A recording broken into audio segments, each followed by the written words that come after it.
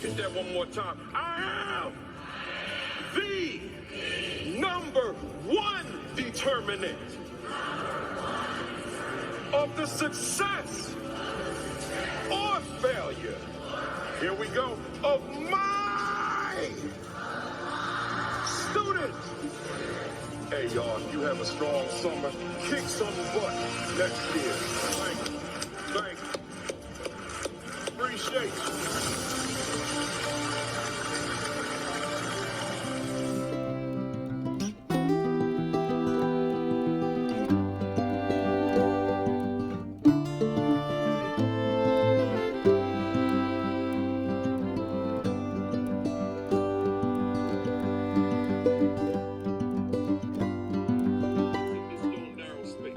And that's where I'm focused outside of family. All my work is like right in here. So what's out here and what's out here, I don't see it. I hope that makes sense to somebody. I don't hear it. I don't smell it. Because I'm right here. And that's how I choose to live. Now, we're not all the same, so someone else may live differently. Like, I want to explore out there. I'm inquisitive. No problem. But I'm just saying with me, and you know, I'm 61 and I'm setting my ways. I'm right here, y'all. I'm right here, right? So when I'm in my zone, my self-reflective, clean mirror zone, I'm just thinking about those things that are consistent with what I do. So with what I do, let me do it at a high level. Like, let me strive to be great at it. Let me strive to be amazing at it. Let me strive to be extraordinary at whatever I do that fits in this narrow space. That I will recommend to you. I won't recommend not exploring what's out here, but I will recommend whatever's in this space. Make sure you a bad man. You a bad woman at what you do.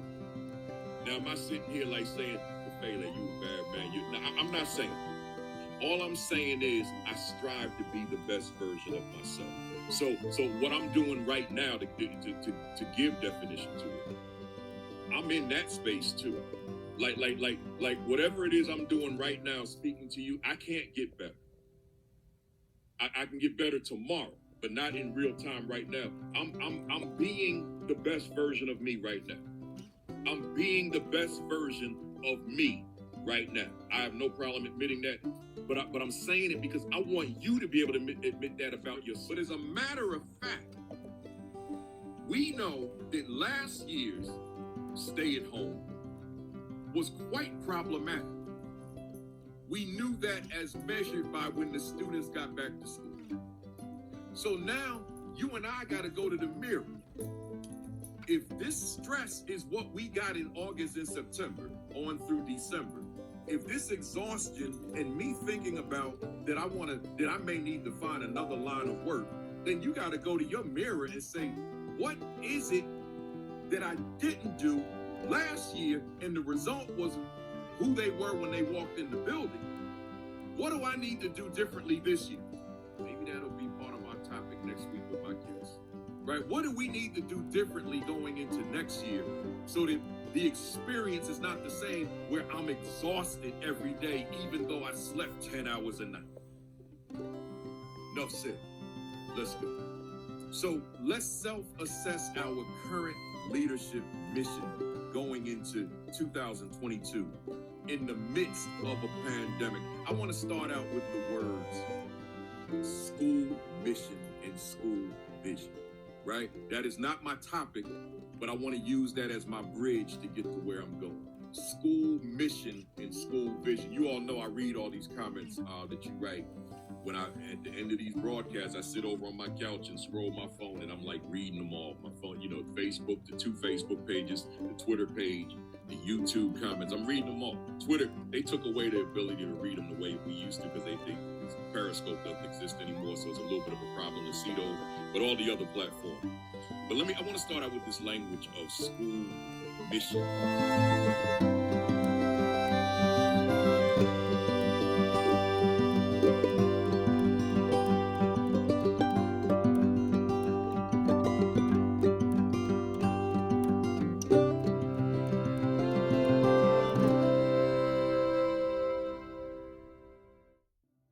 I want to talk about the significance of both as I bridge my way into leadership mission, which is something very different from school mission and school vision. See, when we talk about school mission, the school mission is the foundation upon which your school stands. It's what your school is about. It's your school's definition of itself. And I can tell you that, for a living, I spend my life in schools. So I'm in a lot of places that are missionless. And when a school is missionless, it is rudderless, right? It has no definition to it. It has no foundation upon which to rest. And really, to be quite frank and a little bit brutal maybe, it's really not about much. See, your mission is who you are. Your mission is what you're about. Your mission is the ground upon which your school stands. It's the foundation of the school. But I go into schools and there is no mission. Or they'll tell me, well, we have it, but we got to revise it. Well, but when you going to get started? So I hear that a lot. We have to revise it. It's very old. It's archaic. It's not used anymore. So if I go into a school and you tell me a mission has to be revised, that's probably your song that you've been singing for a while. So you tell me a few months ago, a few years ago, or a year ago, we have to revise the mission, and then I come back to you a few months later, or a year later, or whatever it is, and you still talking about you got to revise the mission. Then that means that your mission is not a priority. And this may come across as harsh, but that's okay. We're here to be honest and frank. And therefore, your school probably not only is not about much, but is probably underperforming. How could you perform at the highest possible levels, but there's no mission to guide the journey? There's no mission to drive the work, to drive the practice of the individuals.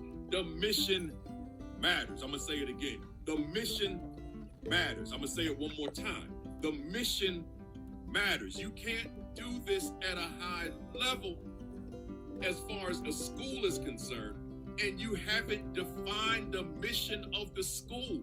The mission of the school is much more important than the name on the building.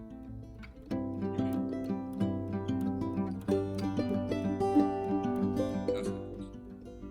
Do you possess a defined leadership mission?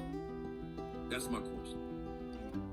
And then that follow-up now is, what is the significance of your leadership mission? It's a New Year's message, y'all. Because I don't want you walking into that school. I don't want you logging onto that computer, those of you who are virtual, and you bring no mission, no sense of mission to your leadership. That's problematic. It's negligent. Have you defined your leadership mission? Do you possess a leadership mission? And if so, what is the significance of it to your work? When they drop that, it's infinite. There's never a time where you can conclude, I'm done. It just doesn't happen. But that's the work. I'm distinguishing the work from the mission. The work is this. The mission is this. Get straight here, right? The mission is this. It's very narrow. See, what is your mission? See, in other words, your work is the things that you have to do. There's a job description. There's your supervisor's expectations. There are those things that just arise. These are the things you have to do. You could have a plan, a well thought out plan written, but then things happen, right? Things happen. So now as things happen, you have to You have to react to the things that happen. That's the work.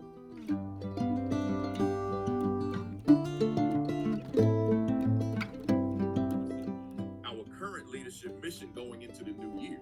So is there something about your mission that you may need to make some tweaks with?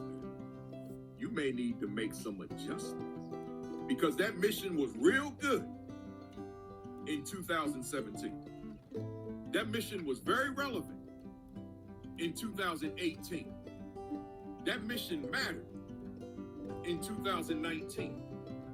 In 2022, you may have to reevaluate that mission. You may have to reassess that mission. But as you reevaluate, reassess that mission, you may need to reevaluate and reassess.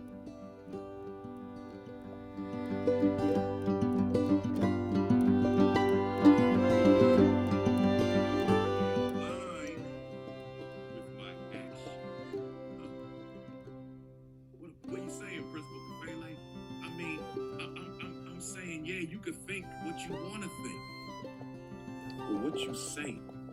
Why y'all telling me to get on this Instagram, man? But what are you saying? And what are you doing? Right? So in other words, I made this statement. I'm gonna keep number 3 short. I wrote these and I said I want to read these to you the way they are. You cannot claim to be a strong instructional leader. This is your words. If you never visit classrooms, for example. So here you are.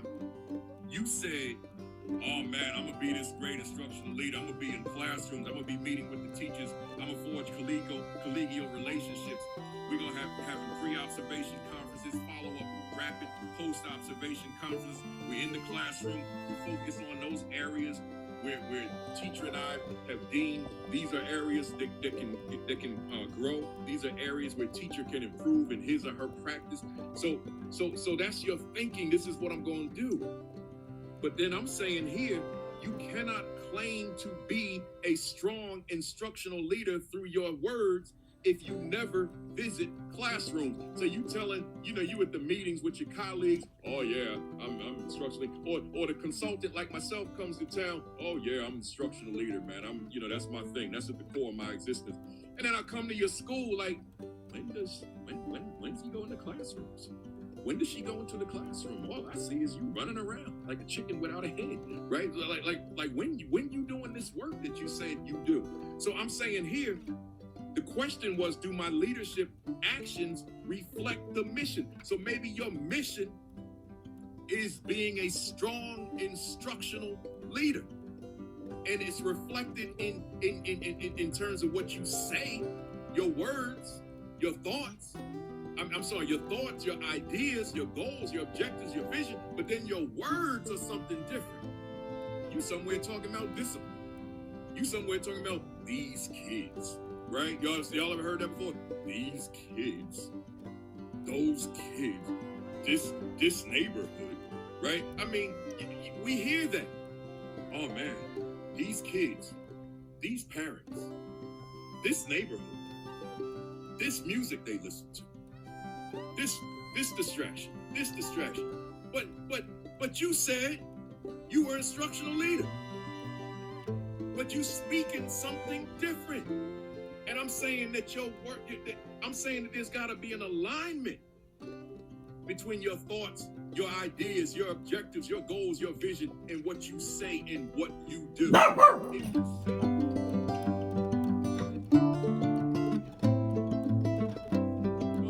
All day long. Boom, boom, boom, boom, boom, boom, boom, boom. This their day. Boom, boom, boom. Reaction. And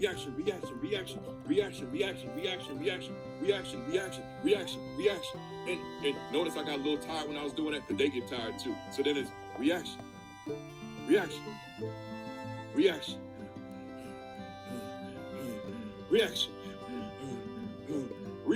That's their day, man.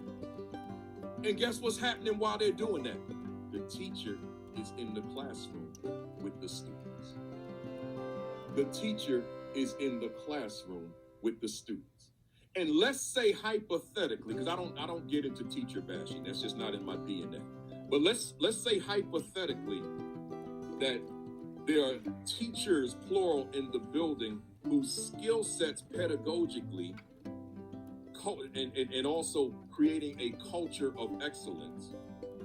Let's say the skill set is very deficient, and it requires immediate attention. But here's you and your team, not just you, your whole team. Reaction, reaction, reaction, reaction, reaction, reaction. Let me turn around. Reaction, reaction, reaction, reaction. Let me turn this way. Reaction, reaction, reaction, reaction, reaction, reaction. Reaction. Oh, way down the hall now. Let me run. Reaction. Reaction. I mean, that's real, y'all. That's real. And guess what? But that teacher's still in that classroom, not growing. Because you have created a culture that forces you to react all day. How does my leadership mission impact the overall academic performance of my school? Your mission does not impact the overall academic performance of the students in your school because your words sounded good, but your actions, reaction, reaction, reaction, reaction, reaction, reaction, reaction, reaction, reaction. That's all your day is. That's your day.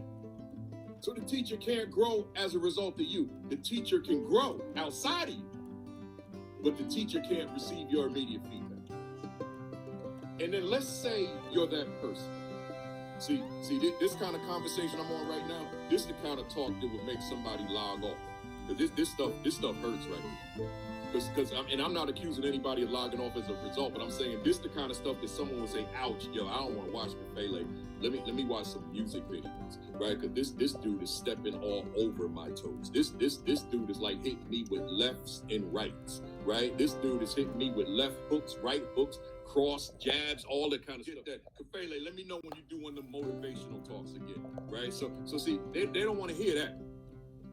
Because the shoe fits too good. It's like your size 11 foot fit real good in that size 11 shoe. It's fitting like real snug. Because you know your day, reaction, reaction, reaction, reaction. So you talk a good game amongst the colleagues. But when it's time to set foot back in that school, See, now it's a different story, and then we scratch our head. Why the kids not achieving? Because they was born into poverty. Because they're poor. Because their parents are jacked up. Because the community is jacked up. Because the music they listen to. Because the system and all this stuff. But wait a minute. What about you? Because I'm gonna tell you. Let me give you this. I put this one in my notes. All those variables out there, I always said, if those variables were not an excuse for me on that job interview, then they're not an excuse for me when I get on the job. Now, if I go to the job interview and say, look, superintendent, I really want this job, but I need you to fix the poverty first. I need you to fix the dysfunction in the community first. I need you to fix the dysfunction in the home first. And if you could fix that, yo, I'm going to do my thing. Now, if I said that at the interview, then fine. It's fine for that to transition into the job. But if I didn't say that on the interview, then I can't bring that into my leadership when I'm on the job. I have to say this. I have to do the same things I said to impress the people at the table to give me the job. So I can't worry about things I can't control and influence. We did a whole Saturday on that one. So just dig back through, those of you that weren't with us, and watch it, the difference between control and influence. And I can't dwell on things I can't control or things I can't influence. But that school, I got maximum influence because I'm the leader of that school. I got maximum influence. So that's where I'm going to expend my energy. So now with that being said, I'm asking you, does your leadership mission correlate with the academic performance of your students? I don't need to elaborate much on that. Here's the mirror. Does your leadership mission correlate with the academic performance of your students.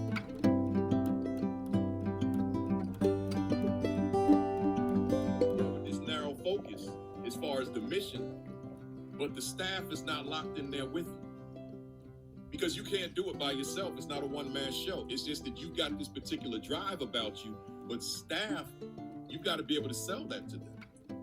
They've got to be able to see its importance, its significance. That matters. Let me go to number 5, which is the final question. What is the evidence that I am walking? And this is a little bit different. I decided to throw this in. I could have easily ended on number 4, but I said, what is the evidence that I am walking in my leadership mission where school safety is concerned? So I incorporated school safety because it's so critical, particularly in today. What is the evidence that I am walking in my leadership mission where school safety is concerned? And I'm gonna go through these quickly. A significant part of your leadership mission must include a solemn oath that you will do everything in your power to keep every student safe in the event of a life-threatening crisis. So you know how, like with school,